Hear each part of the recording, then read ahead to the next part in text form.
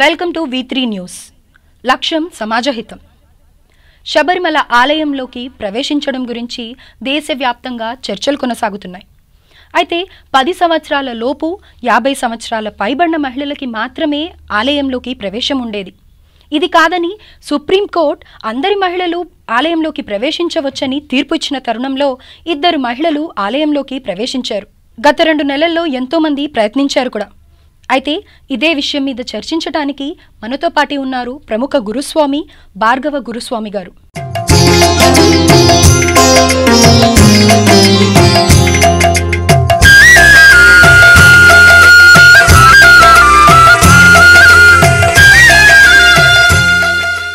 నమస్కారం గురుస్వామి గారు. నమస్కారం స్వామి శరణం. గురుస్వామి గారు, మీరు గత 25 సంవత్సరాలుగా అయ్యప్పమాల ధరిస్తూ ఉన్నారు. అయితే మరి ఈ సంవత్సరం మాత్రమే మీరు దీక్షలో లేనట్టుగా కనపడుతున్నారు. మరి దీని గురించి తెలుసుకోవచ్చా?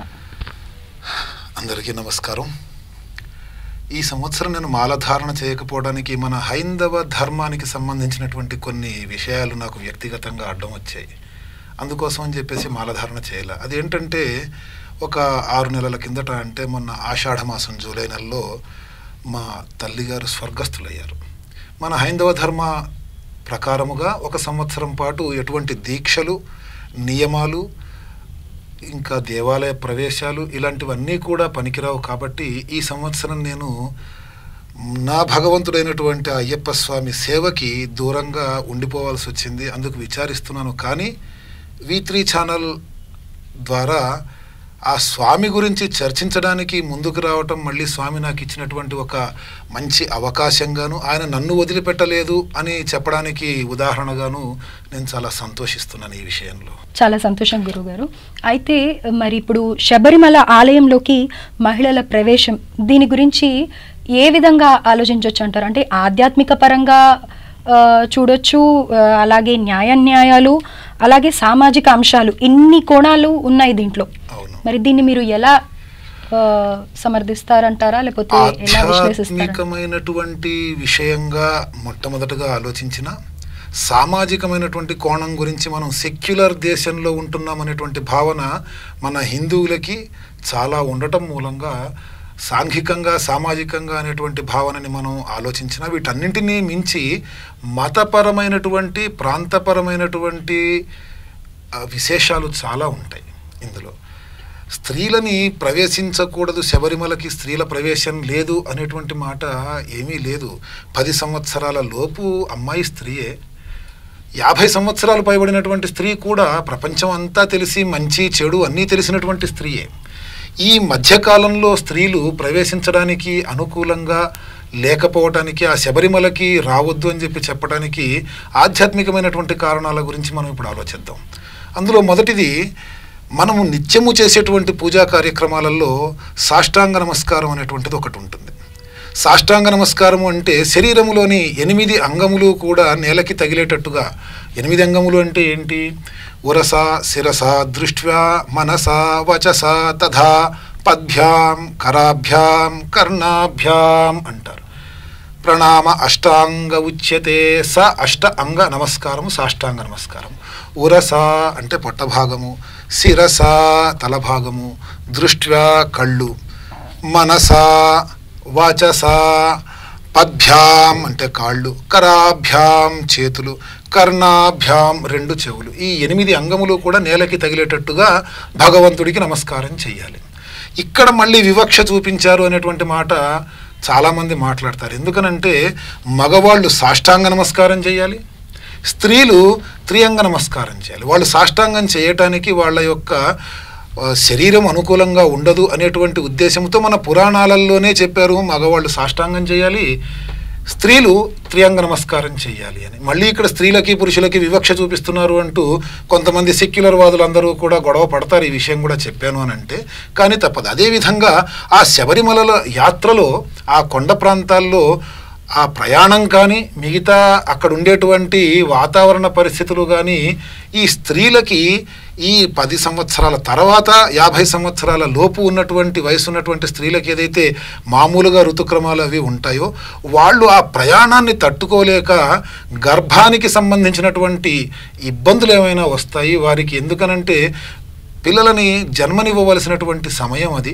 వారికి ఋతుక్రమం ఆగనటువంటి సమయం అది. ఆ సమయంలో వాళ్ళు ఆ ప్రయాణాలని తట్టుకోలేరు అనేటువంటి ఉద్దేశంతో ప్రధానంగా ఈ యొక్క నియమాన్ని ఏర్పాటు చేశారు అనేటువంటి మాట చెప్పుకోవచ్చు. అలాగే అసలు స్త్రీలు ప్రవేశించకూడదు అనేటువంటిదైతే కాదు కదా. 50 సంవత్సరాల వయసు తర్వాత వాళ్ళైతే ప్రవేశిస్తున్నారు, వస్తున్నారు, వెడుతున్నారు. కానీ ఈ మధ్య కాలంలో సుప్రీంకోర్టు తీర్పు ఏదైతే వచ్చిందో అందరూ కూడా స్త్రీలందరూ కూడా ప్రవేశించాలి అనేటువంటిది, అది చాలా గర్హనీయమైనటువంటి విషయం. మీరు అడిగారు ఏంటంటే సామాజికంగా ఆధ్యాత్మికంగా ఏ విధంగా అయితే ఈ కోణాలు ఉన్నాయో ఇక్కడ ఏదైతే వస్తుందంటే ఆడవాళ్ళు మాత్రం ఎందుకు వెళ్ళకూడదు అనేదే మెయిన్ గా వస్తుంది. అది మన మతంలో ఒక్క మతంలోనే లేదు కదా, చాలా మతాలలో కూడా కొన్ని ప్రాంతాలకి స్త్రీలు రాకూడదు అనేటువంటిది ఉంది.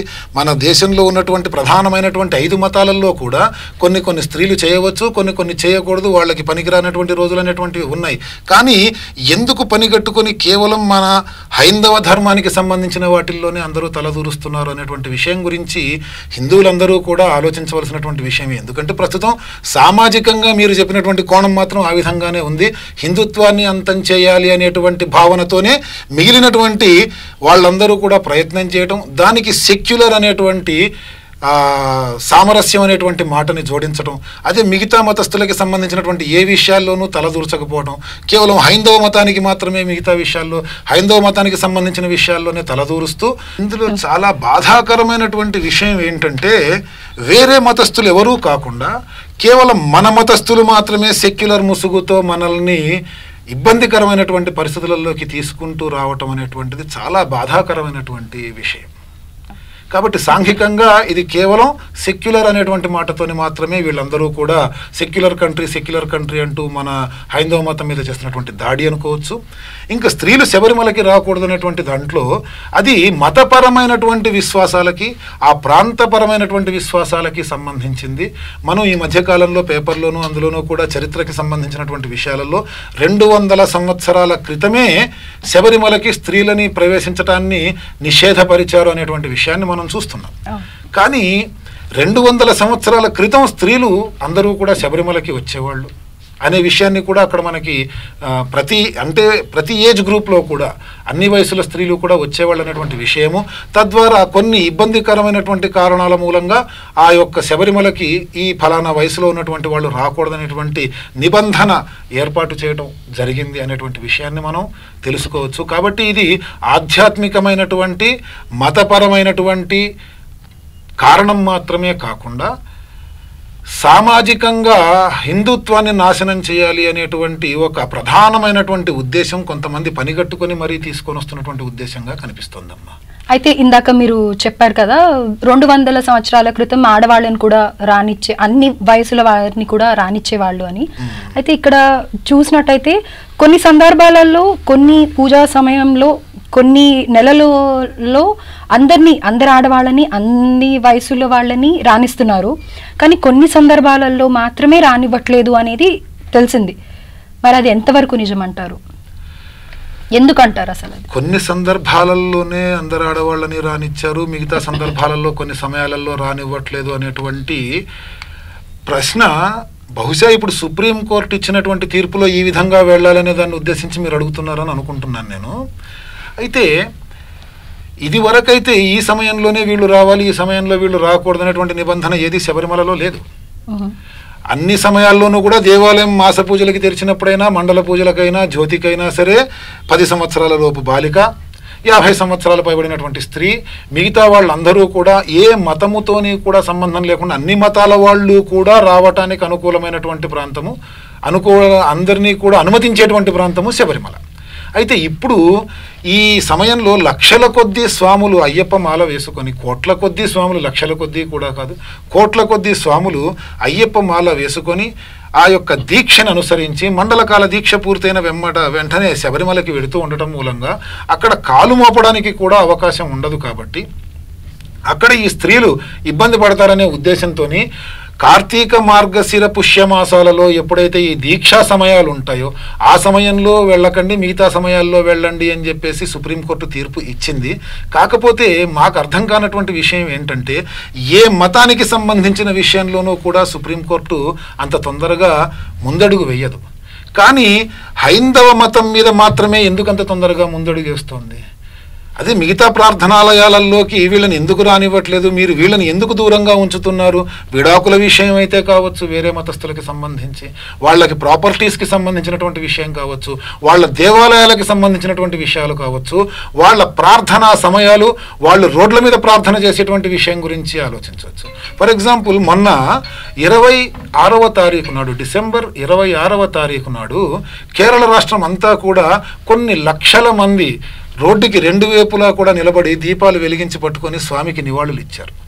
ఆ విధంగా లక్షలాది జ్యోతులు కేరళ రాష్ట్రం అంతా కూడా ఉంటే, అందులో పండు ముసలి వాళ్ళ దగ్గర నుంచి 6 సంవత్సరాల పిల్లల దగ్గర నుంచి పండు ముసలి వాళ్ళ దాకా దివ్యాంగులతో పాటు వికలాంగులతో పాటు అందరూ దీపాలు పట్టుకొని నుంచుంటే, ఒక అరగంట సేపు గంట సేపు దీపాలు పట్టుకొని నుంచుంటే రోడ్ల మీద ట్రాఫిక్కి ఇబ్బంది పెట్టారని చెప్పేసి ముసలివాళ్ళు అని చెప్పి కూడా చూడకుండా అరెస్ట్ చేశారు. మరి అదే వేరే మతస్థులు కొన్ని వందల మంది ఒకేసారి రోడ్లని బ్లాక్ చేస్తూ ప్రార్థనలు చేస్తూ ఉంటే అప్పుడు ఈ సెక్యులర్ వాదులందరూ కూడా ఎక్కడ పోతున్నారు? మరి దీన్ని ఏ కోణంలో చూడొచ్చు అంటారు? ఇది కేవలం మతపరమైనటువంటి విషయంగా హైందవ మతం మీద చేస్తున్నటువంటి దండయాత్రగా మాత్రమే చూడాలండి. మరి దీన్ని హిందువులు ఏ విధంగా ముందరికి తీసుకెళ్ళాలి? చర్చను అసలు ఎలా దీన్ని ఎదుర్కోవాలంటారు? చర్చించడం మూలంగా ఏమీ లాభం లేదనేటువంటిది నా ఉద్దేశం అమ్మా. అసలు యాక్చువల్గా ఈ విషయానికి ఏం కావాలంటే, మళ్ళీ ఒక ఆది శంకరాచార్యులో, మళ్ళీ ఒక వివేకానందులో జన్మించాలి అని ఎదురు చూడటం కన్నా మనలో ప్రతి ఒక్కళ్ళు కూడా ఒక ఆది శంకరాచార్యుల్లాగా, ఒక వివేకానందుల్లాగా మరి ఎవరికి తోచిన కాడికి వాళ్ళు హైందవ ధర్మాన్ని రక్షించడానికి ప్రతిజ్ఞ పట్టి వాళ్ళ ఇంటి నుంచే బయట నుంచే వాళ్ళకి ఎంత శక్తి ఉంటే అంత శక్తికి హైందవ మతాన్ని సంరక్షిస్తూ వెళ్ళవలసిందే తప్ప, ఇది మహా ఉద్యమంగా ఒక రకంగా చెప్పాలంటే మన ప్రాంతాన్ని, ఇక్కడ తెలంగాణ ప్రాంతాన్ని మనము రక్షించుకోవడం కోసం, విభజించుకోవడం కోసం, పాలించుకోవడం కోసం ఎంత విస్తృతమైనటువంటి ఉద్యమం చేయవలసి వచ్చిందో అంతకన్నా 100 రెట్ల ఉద్యమం ప్రపంచవ్యాప్తంగా హైందవులందరూ కలిసి చేస్తే తప్పితే ఈ దండయాత్ర ఆగదు. మరి ఇక్కడ చూసినట్టయితే వేరే దేవాలయాల్లోకి, అంటే ఈ అయ్యప్ప స్వామి దేవాలయాల్లోకి, చాలా దేవాలయాల్లోకి ఆడవాళ్ళని రాణిస్తున్నారు. మరి కేవలం శబరిమల ఆలయంలోకి ఎందుకు ఆడవాళ్ళని రానివ్వట్లేదు? చాలా అద్భుతమైనటువంటి ప్రశ్న. ఇందులో చారిత్రకమైనటువంటి కారణాలు ఉన్నాయి శబరిమలకి స్త్రీలని రానివ్వకపోవటానికి. మిగతా అన్ని దేవాలయాలలోకి స్త్రీలని ప్రవేశాన్ని అసలు ఎటువంటి నిషేధము లేదు, కానీ శబరిమలకి మాత్రమే ఎందుకు ఇంత విధంగా ఈ వయసులో ఉన్నటువంటి స్త్రీలను నిషేధించడం జరుగుతుంది అనేటువంటి దానికి చాలా విస్తృతమైనటువంటి చర్చలోకి వెళ్ళవలసి ఉంటుంది. అదేంటంటే, చారిత్రకమైనటువంటి ఆధారాలు ఏంటంటే, కొన్ని వందల సంవత్సరాల కిందట కూడా కాదు, మనకి ఇంకొక సెంచరీ అంటే ఒక శతాబ్దం కూడా పూర్తి కాలేదు పరాయి పాలకుల దేశం నుంచి చేతి నుంచి మన దేశం స్వాతంత్రం పొంది. అంతకు ముందున్నటువంటి పాలకులందరూ ఎవరు? బ్రిటిష్ వాళ్ళు, మొఘలాయులు, తురుష్కులు. వీళ్ళ మూలంగా మన భారతదేశం చిన్న భిన్నం అయిపోతూ వచ్చింది. మీరు గమనించండి, బ్రిటిష్ వాళ్ళు మన దేశంలోకి ఎంటర్ అయ్యిందే కేరళ రాష్ట్రం నుంచి. చరిత్రని గనక మనం చూస్తే మన భారతదేశంలో ఎక్కడా లేనంత సముద్ర తీరము కేరళ రాష్ట్రానికి ఉంది. అలాంటి సముద్ర తీరం నుంచి వచ్చినటువంటి బ్రిటిష్ పాలకులు వాళ్ళ సైన్యంతో ఎక్కడ పడితే అక్కడ మన దేశాన్ని అంతా కూడా ఆక్రమించుకొని మన వాళ్ళందరి మీద కూడా జులుము చేస్తున్నటువంటి రోజులు అవి. అంతకుముందు మొఘలాయులు కావచ్చు, తురుష్కులు కావచ్చు, లేకపోతే ఇంకా ఆఫ్ఘానులు కావచ్చు, ఎవరైనా కావచ్చు. చారిత్రకమైనటువంటి విషయాన్ని నేను మీకు ఎక్స్ప్లెయిన్ చేస్తున్నాను. ఆ రోజులు ఇప్పటికే చాలా దట్టమైనటువంటి అడవి. ఆ శబరిమల ప్రయాణం అంతా కూడా బోళ్లంత ఎత్తుపొలాలతోని, మిట్టలతోని, కొండలతోని కూడుకున్నటువంటి దారి. ఆ దారిలో 200 సంవత్సరాల క్రితమే వీళ్ళందరూ పరిపాలించేటువంటి రోజుల్లోనే నాకు తెలిసి, నేను చదువుకున్నటువంటి చారిత్రక సాక్ష్యాల అనుభవంతో చెప్తున్నటువంటి విషయం ఏంటంటే, చిన్న పెద్ద పిల్ల, ముసలి, ముతక అందరూ కూడా అన్ని వయసుల వాళ్ళు కూడా ఆడ మగ తేడా లేకుండా శబరిమలకి వెళ్ళేవాళ్ళని. అక్కడ 18 మెట్ల ముందు కూర్చొని వాళ్ళకి అంటే ఇక్కడ మనం బారసాల, పుట్టు వెంట్రుకలు తీయటము, నామకరణం ఇవన్నీ ఎలాగైతే దేవాలయాల్లో మనం మొక్కులు తీర్చుకుంటూ ఉంటామో అలా తీర్చుకుంటూ ఉండేవాళ్ళని. ఆ రోజుల్లో ప్రస్తుతం స్వామివారి దేవాలయం వెనకాల ఉన్నటువంటి భస్మకుళము అనేటువంటి స్నానాలు చేసేటువంటి స్థానం ఏదైతే ఉందో అది దేవాలయానికి ఎదురుగుండా 18 మెట్ల ముందర ఉండేదని. నామకరణాలతో పాటు అక్కడ పిల్లలకి పేర్లు పెట్టి వచ్చేవాళ్ళని నేను చదివాను. కానీ ఆ తర్వాత రోజుల్లో ఏమైందంటే మనకి కొన్ని మూఢాచారాలు ఆ రోజుల్లో ఉండేవి కదా, బాల్య వివాహాలని. అంటే 8 సంవత్సరాలు, అష్టవర్షాత్ భవేత్ కన్య అంటూ 8 సంవత్సరాలు రాగానే వివాహం చేసేసేవాళ్ళు. ఆ వివాహం అయినటువంటి ఆ కన్య మరో సంవత్సరమో 2 సంవత్సరాలు తిరిగేటప్పటికంటే 10 సంవత్సరాల వయసు వచ్చేటప్పటికి కొంచెం శారీరకంగా ఎదుగుదల కనిపించేది ఆ అమ్మాయికి. ఆ విధంగా అంటే వయస్సుకి మించి కనిపించేది అనమాట.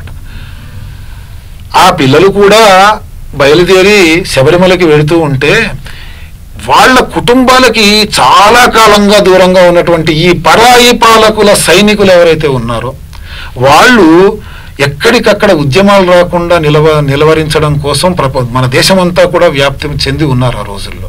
వాళ్ళు ఎడవులలో వెళుతున్నటువంటి ఈ మగవాళ్ళని, ఆడవాళ్ళని, పిల్లలని చూసి వాళ్ళ కుటుంబాలకి దూరంగా ఉండడం మూలంగా ఇక్కడ కొంచెం వయసుకి మించి కనిపిస్తున్నటువంటి మన ఆ బాలికలు, స్త్రీలు ఎవరైతే ఉన్నారో వాళ్ళని చెరబట్టటము, వాళ్ళకి అడ్డు వచ్చినటువంటి ఈ మగవాళ్ళని హతమార్చటము, వాళ్ళ దగ్గర ఉన్నటువంటి ఆభరణాలు దోచుకోవటము చేసి ఈ చెరబట్టినటువంటి ఆడవాళ్ళని కూడా వాళ్ళకి ఏ విధంగా వాడితే ఆ విధంగా వాడుకొని ఆ తర్వాత ఎక్కడో అమ్మేయటమో చంపేయటమో ఏదో చేస్తూ ఉండేవాళ్ళు. దీన్ని ఎలాగా ఆపాలి అనేటువంటి బాధతోటి మన హైందవ ధర్మం తెలిసినటువంటి వాళ్ళందరూ కూడా ఆ రోజుల్లో కేరళ రాష్ట్ర సాంప్రదాయమైనటువంటి దేవప్రశ్న. ఇప్పుడు దేవప్రశ్న అంటే ఒక విషయం మనం గుర్తు చేసుకోవచ్చు. మొన్న 6 నేలమాళిగలు ఏవైతే తిరువనంతపురంలో ఉన్నాయో అనంత పద్మనాభ స్వామి దేవాలయంలో, అందులో 5 తెరిచారు, 6వది తెరవలేదు. అది తెరవాలా వద్దా, నాగబంధం ఉన్నటువంటి ఆ దేవాలయాన్ని అనేటువంటి ఉద్దేశంతో దేవప్రశ్నని వేశారు. అంటే ఆ పరమేశ్వరుని, ఆ భగవంతుడిని అడుగుతారన్నమాట. ఒక మనిషి చాలా నియమంగా, నిష్ఠగా ఉండి ఆ భగవంతుని తనలో ఆవాహన చేసుకుని ఆ ప్రశ్నకి సమాధానం చెప్తారు. అది ఇప్పటికీ కూడా కేరళ రాష్ట్రంలో జరుగుతూనే ఉంది. ప్రతి సంవత్సరము శబరిమలలో కూడా జరుగుతుంది. అయితే ఆ దేవప్రశ్న అనేటువంటి కార్యక్రమాన్ని నిర్వహిస్తే అక్కడ స్వామి చెప్పినటువంటి మాట ఏంటంటే, నేను స్వయంభూగా ఇంకో చోట వేరే దేవాలయంలో వెలుస్తున్నాను, మీరందరూ అక్కడికి వచ్చి మీ మొక్కులు అవి తీర్చుకోండి. ప్రస్తుతానికి దేవాలయాన్ని మూసేసి ప్రతి సంవత్సరము కూడా మహాసంప్రోక్షణ కార్యక్రమాన్ని ఏర్పాటు చేసి మకర సంక్రాంతి సమయంలో దేవాలయాన్ని తెరిచి ఉంచండి. ఆ దేవాలయానికి వచ్చేటప్పుడు మీరందరూ కూడా ఒకళ్ళు ఇద్దరు కాకుండా సమూహంగా వస్తూ చేతికి అందినటువంటి బాణాలు, విల్లులు, గదలు, గంటలు ఇలాంటివన్నీ కూడా ఆయుధాలుగా తీసుకొని వచ్చి దర్శనం చేసుకొని వెళ్ళండి అని చెప్పేసి ఆయన చెప్పారు అనేటువంటిది చారిత్రకమైనటువంటి నానుడి. ఆ విషయం అంత విస్తృతమైనటువంటి వార్త ఏదైతే ఉందో అంత తొందరగా ఆ రోజుల్లో ఎక్కడికి వెళుతుంది? ఇప్పుడున్నటువంటి సాధనాలు లేవు కదా. తద్వారా ఆ విషయం అందరికీ తెలియక చాలా మంది అలాగే వెళ్ళి తమ ప్రాణాలని, తమ మానాల్ని, తమ ధనాన్ని పోగొట్టుకుంటూ ఉంటే అప్పటి ప్రభుత్వాలు చేసినటువంటి చట్టం ఈ యొక్క ఏజ్ గ్రూప్లో అంటే 10 నుంచి 50 సంవత్సరాల వయసులో ఉన్నటువంటి వాళ్ళు ఎవరిని చూస్తే అవతల వాళ్ళు కామాంధులు అవుతున్నారు, ఆ వయసులో ఉన్నటువంటి వాళ్ళు వెళ్ళకండి ఆ దారిలో అని చెప్పి చట్టం చేసింది అనేటువంటి విషయాన్ని మనము 200 సంవత్సరాల కిందటే ఈ యొక్క శబరిమలకి స్త్రీలను అనుమతించడం మానేశారు అనేటువంటి విషయం మనకి ఈ మధ్య మా మాధ్యమాల్లో, ఇంటర్నెట్లో కూడా చాలామంది ఫేస్బుక్లోను, వాట్సాప్లలోనూ కూడా షేర్ చేస్తున్నారు. పేపర్ అది ఆంధ్రజ్యోతి, ఈనాడు పేపర్లలో కూడా వచ్చింది. ఆ విషయం వచ్చే 1-2 నెలల కిందటే వచ్చింది. అయితే దాని మూలంగా మనకి తెలుస్తున్నటువంటి చారిత్రకమైనటువంటి సత్యం ఇది.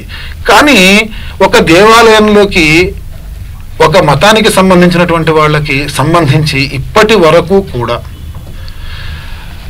బాబ్రీ మసీద్ విధ్వంసం దగ్గర నుంచి, రామజన్మభూమి ఇష్యూ దగ్గర నుంచి కూడా ఏ విషయానికి కూడా మన భారతదేశానికి సంబంధించినటువంటి చట్టసభలు, న్యాయస్థానాలు ఇంత త్వరిత వేగంగా నిర్ణయాలు తీసుకున్నటువంటి దాఖలాలు లేవు. ఇప్పటికీ దశాబ్దాల తరబడి అవి నాంతూనే ఉన్నాయి, ఎప్పటికీ తేలుతాయో కూడా తెలియదు.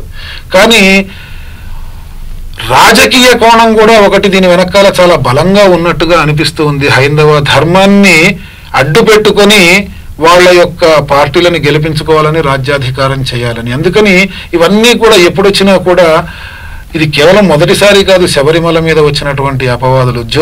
జ్యోతి దర్శనం గురించి కూడా గత 7-8 సంవత్సరాల కిందటి నుంచి బోల్డన్ని నిరసనలు, బోల్డన్ని ఇబ్బందికరమైనటువంటి వాదనలు, ప్రతివాదనలు, ఆఖరికి ట్రావెన్కోర్ దేవస్వం బోర్డు వాళ్ళు ఆ జ్యోతిని మేమే వెలిగిస్తున్నామని చెప్పి మన యొక్క భక్తుల యొక్క మనోభావాల్ని దెబ్బతీయటం, ఇవన్నీ కూడా చాలా చూస్తూనే ఉన్నాం.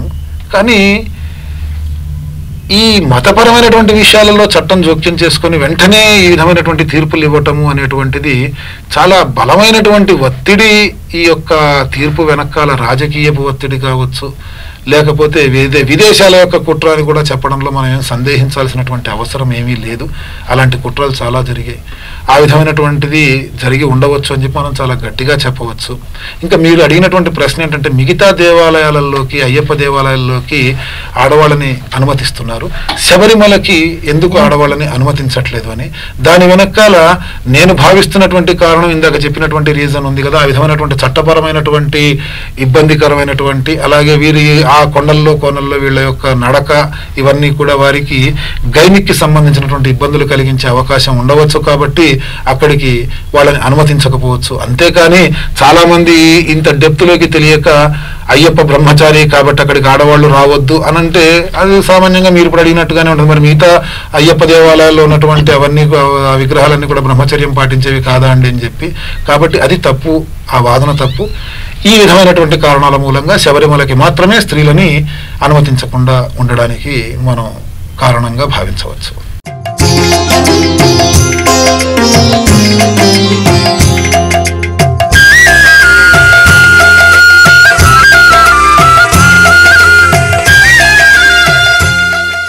శబరిమల దేవాలయం ఉన్నటువంటి రాష్ట్రం కేరళ. ఆ దేవాలయం ఉన్నటువంటి డిస్ట్రిక్ట్ పట్టణంతిట్ట జిల్లా.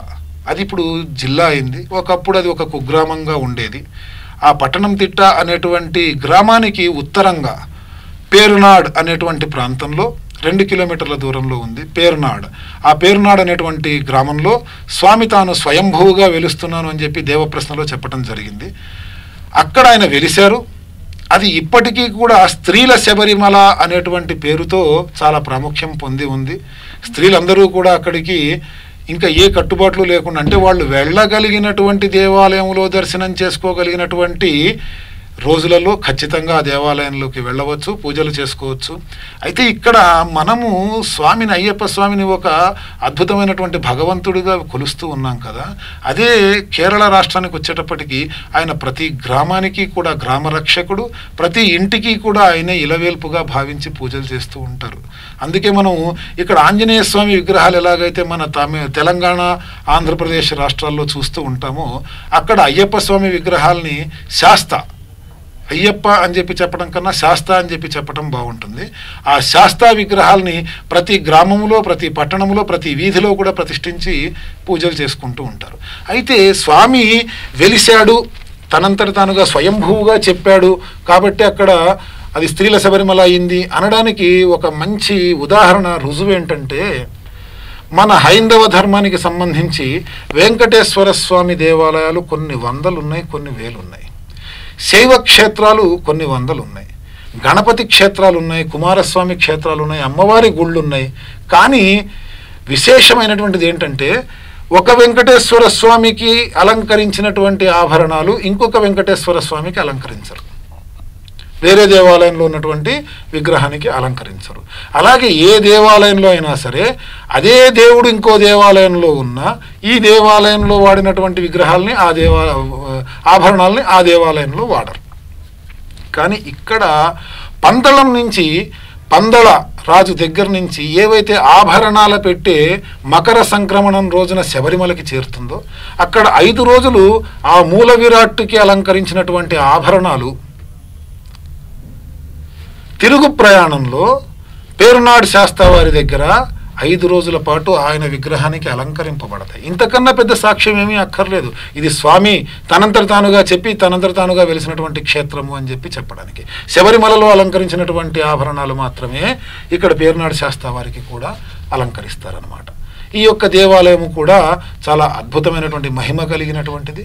వెళ్ళిన వాళ్ళందరూ కూడా పట్టణం తిట్ట అంటే పందలరాజు వద్దకి పందలానికి వెళ్ళేటువంటి సమయంలో కానీ, చెంగన్నూరు వెళ్ళేటువంటి దారిలో కానీ మనకి పేర్నాడు శాస్త్ర అనంటే ఏ వాహనమైనా తీసుకెళ్తుంది, అక్కడికి వెళ్ళి కూడా దర్శనాలు చేసుకొని రావచ్చు.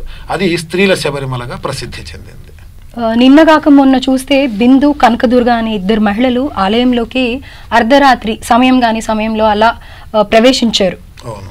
మరి దీని గురించి మీరు ఏమంటారు? వాళ్ళు ప్రవేశించడానికి రాష్ట్ర ప్రభుత్వం, పినరాయి విజయన్ ముఖ్యమంత్రి నేతృత్వంలో ఉన్నటువంటి సిపిఐ రాజకీయ వర్గం, అలాగే వారికి ఆ రాష్ట్ర ప్రభుత్వానికి తొత్తులుగా మారినటువంటి, లేదా వాళ్ళ ఉద్యోగ ధర్మం అని అనుకుందాం, మఫ్టీలో పోలీసుల్ని పెట్టడం, అంబులెన్స్లో వీళ్ళని అసలు ఆడవాళ్ళు కాదు మగవాళ్ళు కాదు అనేటువంటి ఉద్దేశాన్ని మిగతా వాళ్ళకి చాటి చెప్తూ వీళ్ళు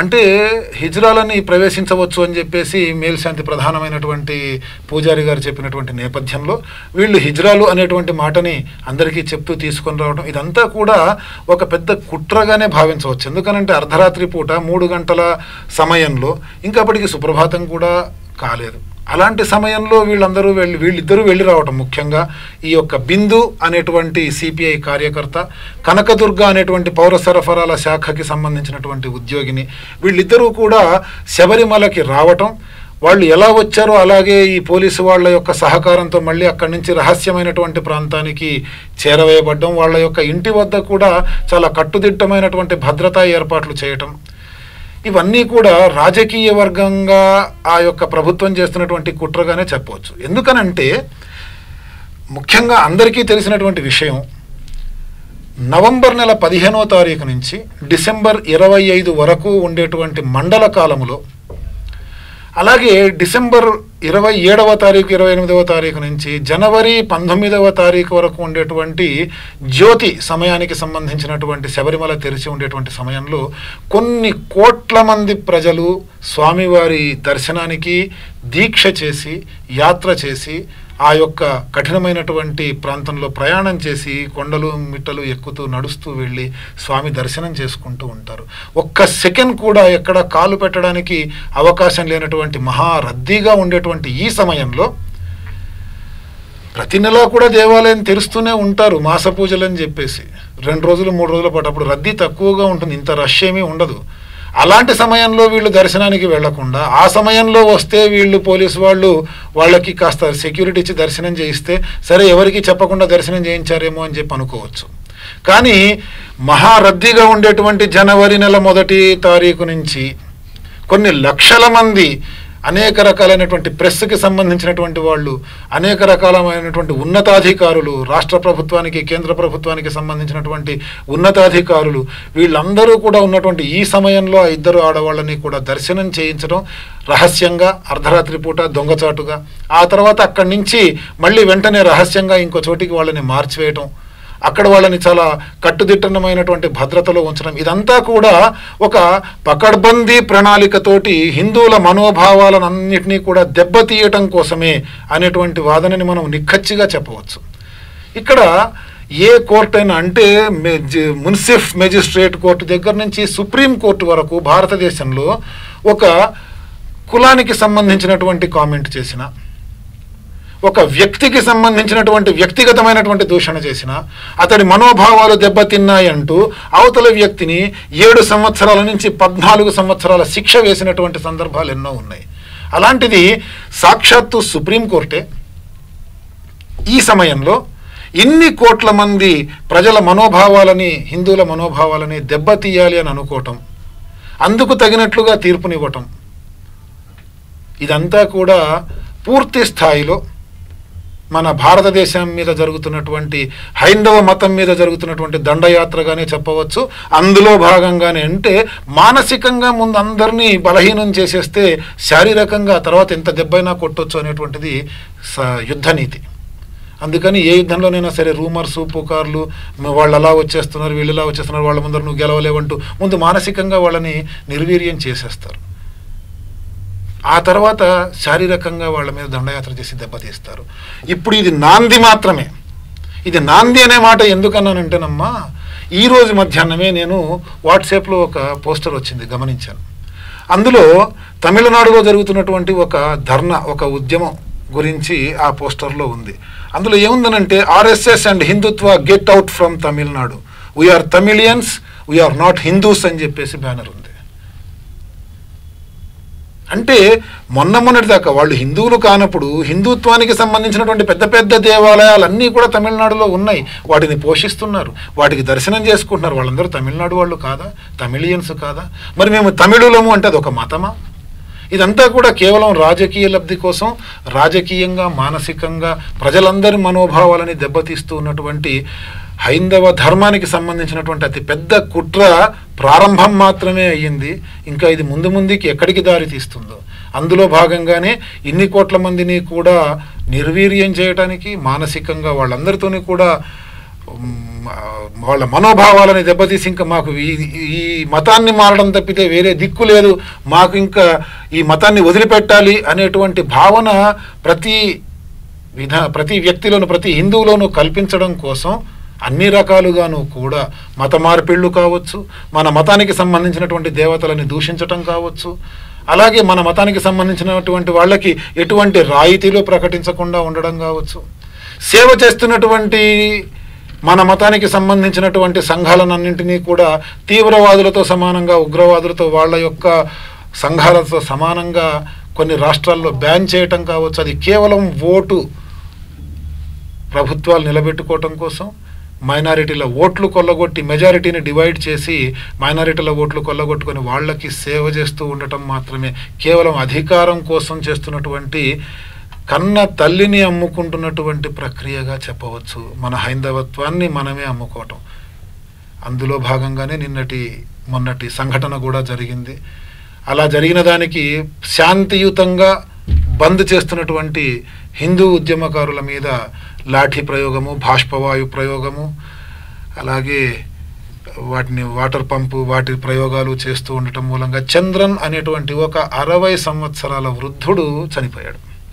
60 సంవత్సరాల వృద్ధుడు పోలీసు వాళ్ళ మీదకి ఎగబడ్డాడట. ఇలా బక్కపలసగా ఉన్నాడు. అందుకోసం అని చెప్పి ఆయన లాఠీ చార్జ్ చేస్తే చనిపోయారట. దానికోసం అసలు మన హక్కుల కోసం మనం ఉద్యమించేటువంటి పరిస్థితి మన హిందువులలో ఎక్కడా లేదు. ఎందుకనంటే నేను ఇప్పుడు చెప్పబోయేటువంటి కోణం ఫక్తు రాజకీయ కోణంగా వెళ్ళిపోతుంది, కానీ చెప్పక తప్పదు.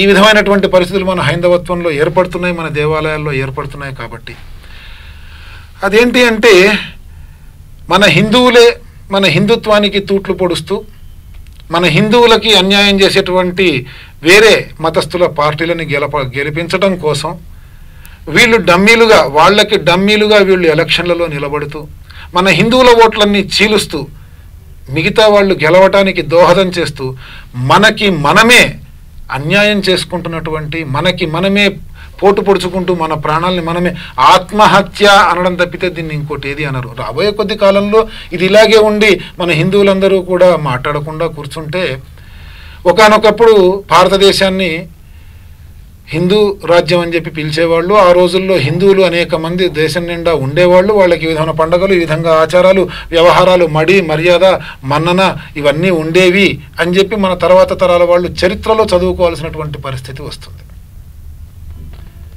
అందుకు అంటే నువ్వు ఇందాక అడిగినటువంటి ప్రశ్న, ఇద్దరు ఈ రోజున ప్రవేశించాల్సినటువంటి అవసరం ఏం లేదుగా. సుప్రీంకోర్టు ఏమన్నా దానికి కాలపరిమితి పెట్టిందా?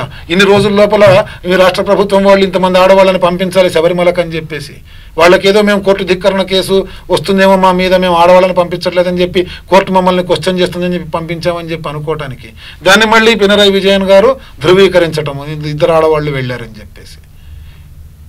ఇదంతా కేవలం మనకి ఒక బ్రహ్మాండమైనటువంటి ఒక కోట గోడలో మనల్ని అందరినీ బంధించేసి దండయాత్ర చేస్తున్నట్టుగా అనిపించట్లేదు. ఫిబ్రవరి నెలలో పంపించవచ్చు, వాళ్ళని మార్చి నెలలో పంపించవచ్చు. ఒకవేళ వీళ్ళు పంపిద్దామని అనుకుంటే ఇన్ని లక్షల మంది అక్కడ ఉండగా కూడా మేము పంపించాం, మీరేం చేసుకుంటారని చెప్పి అడిగినట్టుగా, అందరి ఆత్మాభిమానాలని దెబ్బతీసినట్టుగా, అందరినీ ఛాలెంజ్ చేసినట్టుగా కానీ అంత వామపక్షాల కూటమితో రాజ్యం వెళ్తూ ఇన్నేళ్ల నుంచి కూడా వామపక్షాల చేతిలోనే ఉన్నటువంటి కేరళ రాష్ట్రంలో హిందువుల ఐక్యత చాలా చాలా గొప్పది. ప్రస్తుతం వాళ్ళు ఎంత ఐకమత్యంగా ఉన్నారో ఆ ఐకమత్యం అంతా కూడా మన మిగిలిన దక్షిణాది రాష్ట్రాలకి, మిగిలిన 4 రాష్ట్రాలకి కూడా పాకాలి. ఆ ఐకమత్యం అంతా కూడా హస్తినలో కేంద్ర ప్రభుత్వం యొక్క కూసాల్ని కదిలించాలి. అప్పుడు కానీ చట్టాలు మారవు. చట్టాలు మారి రాజకీయంగా ఉన్నటువంటి వాళ్ళ యొక్క ఆలోచనలు మారితే తప్పితే మన హిందుత్వం నిలబడడం కష్టం. అంటే ఇక్కడ ఇంకో మాట కూడా చెప్పాల్సి వస్తుందమ్మా. పార్టీలు మారుతున్నాయేమో ప్రభుత్వాల్లో. ఒకప్పుడు సైకిల్ గుర్తు పార్టీ, ఇప్పుడు కారు గుర్తు పార్టీ, ఆ తర్వాత రాబోయేది ఫ్యాన్ గుర్తో ఇంకోటో కమలం పువ్వో చెయ్యో ఏదో ఒకటి పార్టీలు మారుతున్నాయి. కానీ ప్రజాప్రతినిధులు మారుతున్నారా? అదే ప్రజాప్రతినిధి ఆ పార్టీ గెలిచినప్పుడు ఆ పార్టీలో ఉంటాడు, ఈ పార్టీ గెలిస్తే ఈ పార్టీలో ఉంటాడు. అంటే అక్కడ గుణాలు మారట్లా. పార్టీ సిద్ధాంతాలు మారితే ఎవరికి కావాలి? ఏ పార్టీ అధికారంలోకి వస్తే ఆ పార్టీలోకి మారిపోతున్నారు వాళ్ళే ఎమ్మెల్యేలు. కాకపోతే ఒకప్పుడు సైకిల్ గుర్తుతో గెలిచారు, ఇప్పుడు కారు గుర్తుతో గెలుస్తున్నారు. కానీ మనిషి ఆ మనిషే కదా, ఇంకా అతని బుద్ధి ఎక్కడ మారుతుందమ్మా? అలాగే హస్తినలో అయినా సరే, అంటే ఢిల్లీలో అయినా సరే, మనము మన హిందుత్వం కోసం పనిచేస్తున్నటువంటి వాళ్ళకంటే వేరే మతస్థులని అవమానించమని, వాళ్ళని దించమని కాదు ఇక్కడ చెప్పాల్సింది. మన హైందవ మతాన్ని కాపాడేటువంటి వాళ్ళకి ఓటేసి గెలిపిస్తే మన హిందువుల ఓట్లన్నీ కూడా, మెజారిటీ ఓట్లన్నీ కూడా కేవలం మన హిందుత్వాన్ని కాపాడేటువంటి శక్తికి నిలబెడితే ఆ రోజున మన హిందుత్వం అనేటువంటిది కూడా నిలబడుతుంది. పరాయి దేశాల వాళ్ళందరూ మనల్ని ఆచరిస్తున్నారు. అమెరికా అటువంటి రాష్ట్రంలో శబరిమలకి నమూనాగా దేవాలయాలని నిర్మించి అక్కడ స్త్రీలు వెళ్లకుండా కేవలం మగవాళ్ళు మాత్రమే వెళ్ళి అక్కడ నియమాలు పాటించి అక్కడ దీక్షలు చేసి దర్శనం చేసుకొని వస్తున్నారు. ఇక్కడ మాత్రం ఉన్నటువంటివన్నీ కూడా భ్రష్టు పట్టిస్తున్నారు. కాబట్టి మొన్నటి సంఘటన ఏదైతే ఉందో అది కేవలం రాజకీయంగా వాళ్ళ ఎత్తుగడగా హిందువుల మనోభావాల్ని దెబ్బతీయడానికి, హిందువుల్ని మానసికంగా కృంగదీయడానికి చేసినటువంటి కార్యక్రమంగా మాత్రమే చెప్పవచ్చు. దానిలో అంతకు మించి వేరే ఇంకేం లేదు. ఇది మహాప్రధానమైనటువంటి కుట్రగా మనం చెప్పవచ్చు.